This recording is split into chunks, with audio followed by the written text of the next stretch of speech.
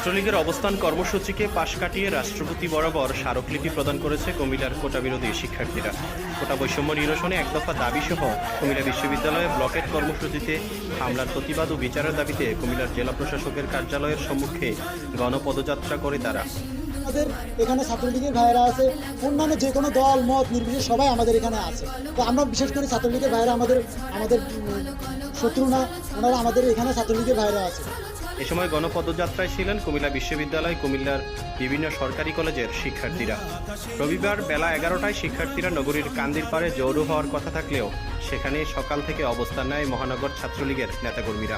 পরে বেলা 12টায় police line মোড়ে জড়ো হয়ে সেখান থেকে যাত্রা শুরু করেন বৈষম্য বিরোধী আন্দোলনের শিক্ষার্থীরা।